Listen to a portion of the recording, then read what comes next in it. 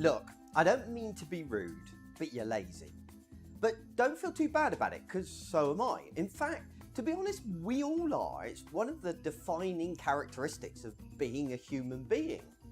Our relentless march to ever more advanced technology is, if we're honest, primarily driven by our inherent laziness. We're always looking for new ways to do things faster and with less effort. Of course, marketers have known this characteristic of human behaviour for years and years. That's why your bank can get away with such poor service. They know that you'll be too lazy to move to another bank. It's simpler just to carry on putting up with it. It's also why gym memberships automatically renew. They know that you'll never quite get around to cancelling it. Yet, despite this being a well-known human characteristic, it's something that we seem to constantly ignore in the digital field. This is all the more ironic considering we call ourselves experts in human behaviour. You see, many of us are under the delusion that people actually want to use our apps and our websites. The truth is, people have no interest whatsoever in your application or website. They're merely a tool to get to an end goal. They want to use your website or application for the minimum amount of time while still getting the result that they want. Take Facebook, for example. People don't use Facebook because they love the user interface and the experience. They use it because they want to keep in touch with friends. They don't visit your website to see your gorgeous branding or that engaging video you spend a lot of money on. They just want to get the information they need and then get out. Now, Google gets this. They're relentless in their aim to get you off of the Google search pages as soon as possible. But really, they're a bit of an exception in this regards. Take, for example, BMW. They had a genius idea of launching an app that will allow you to unlock your car. How cool is that? I mean, keys are so 1999. But let's just think about that for a moment. To unlock your car with an app involves a lot more steps than using a key. For a start, I have to take the phone out of my pocket, then I have to turn the screen on, I have to slide to unlock it, flip through my screens until I find the BMW app, I have to launch the app, I have to find the function to unlock the car, and then finally press the unlock button. Surely it'd be easier just to take the keys out of my pocket and unlock the car? It's not like I can get rid of my key ring. I have to have keys because I have to have my house keys. You see, that's the key, no pun intended. We always do what is easiest. If it's easiest to use your website rather than the competition's, then we'll do that no matter how great their branding is. The only thing that competes with ease of use is price, and even that is not always the case these days.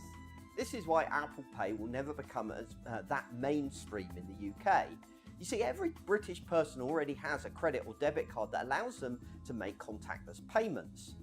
The Apple Pay experience is actually quite a good one. It's not too difficult to use at all, but it's still fiddlier compared to pressing a piece of plastic against a terminal. Sure, Apple Pay would be great if it meant I could leave my credit card at home, but that's not going to happen because Apple Pay is never going to be as ubiquitous as a card. Strangely, we constantly underestimate the potential of making things easy. Organisations hire me to create a better user experience. That is my job. Yet they talk to me about brand values and delighting their customers. In their minds, these are the things that create a better experience. And so when I start talking about ease of use, they often stare at me blankly. Yet simply creating an easier experience for people can be all you need to do to differentiate yourself in the market and be an enormous success. Take, for example, Uber. Uber doesn't have the most amazing branding and it hasn't spent millions on advertising. Yet they've revolutionised taxi travel. They've redefined an entire sector based on ease of use. And that's the reason for their success. They've created a frictionless experience. No struggling to hail a cab, finding the right money, calculating the tip, asking for receipts and worrying about whether the driver has ripped you off. Uber deals with all of that and more. All you've got to do is press a button, get in the cab and get out of your destination. Easy. But they aren't unique. Google supplanted Yahoo for the same reason. Netflix replaced Blockbusters. iTunes destroyed the whole high street retail sector. In every case, the reason was simple. They created a better experience, a more seamless, easier, simpler experience. After all, it's simpler to download a song rather than go to the high street and buy a whole album. It's simpler to stream a film you like instantly rather than collect a physical disc from the store and then return it later. I'm constantly blown away by how people seem to miss the importance of simplicity and ease of use. And it's bizarre because one minute I can have a client sharing their frustrations about using their banking app, and then the next adding complexity to their own product in an attempt to make it more engaging, whatever that means. Now, I've put a lot of thought into why this is, and the answer is fairly obvious when you think about it. We've got a disproportionate view of our own offering. Let's say for a moment that you sell insurance. You're an expert in insurance. You think about insurance 5 days a week for at least 8 hours a day. To you, insurance matters, but to anyone else, it's just another thing on their to-do list. Of course, after hearing me say that, you're probably nodding along in agreement. We all know that nobody cares about insurance. But now substitute what it is you do, because I can promise you the same applies. I don't even care if you work for a charity or are selling people something that's hugely life-changing, like a place at university. In every case, the same is true. The interaction of a user with you and doing what they have to do with you is just one small insignificant part of their life. They just want to get it sorted and move on. Take, for example, that charity I mentioned a minute ago. Sure, giving to charity does matter, and we care deeply about it. We care enough that we're actually doing it. But for most of us, it's just a passing response to something which has moved us on TV or a billboard or whatever. It's not that big a part of our lives. As for picking a life-changing product like a university, well, yeah, this is really important, but there are so many options out there, so many places I could go. And I'm reviewing many options because it's so important, and I simply can't give that much attention to each of them, at least not until I've significantly narrowed the field. Seriously, I can't overstate this enough. Nobody cares as much as you do about your products and services. Instead of wasting your time trying to make your audience care, start investing in making their experience easier. Instead of trying to maximize your engagement with the user, minimize it. Focus on minimizing the impact you have on the user's day. Start thinking of yourself as a utility. Anybody been to Boston? If you miss your turn, don't try to go around the block. You may never get there, okay?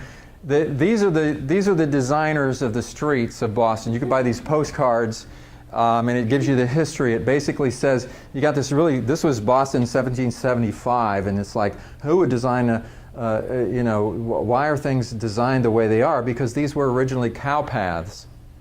How do cow paths get formed? Cows take the path of least resistance, and they walk over it, and pretty soon it gets worn. And so when they're ready to put cobblestones down, where do they put the cobblestones? Where the cows have been walking, because it's the easiest thing to do, the path of least resistance. And so, then when the city gets really big and you get millions of people there, it becomes a problem getting people around, and so they have to build subways after the fact and so forth. Repeating the same behavior, expecting a different result, is insanity. Okay? Now, we could say that with the city of Boston, it'd be better to just, plow it all down and redesign it, but that's not going to work either. The difference between your mind and the city of Boston is it's easier to rewire your brain than it is to rebuild a city. There are a lot of books out on the topic of rewiring your brain. Our brains have what they call neural pathways established. How we think. When something happens, you make associations, neural associations, and it leads you down a path, a way of thinking, a way of seeing things, a way of doing things. Not too long ago, about 3 years ago, I moved. And I'd lived in the same house for about 8 or 9 years. And I moved 5 blocks away. And after I moved, and after we moved all our stuff to the new house, I kept finding the same phenomenon happening every day. I would come home, I'd be driving home. I would get to the point where before I would turn this way to go to my old house, now I turn this way to go to the, what do? I turn the old way. And as soon as I turn, I go, wait a minute, I don't live there anymore. I know that. Why did I turn?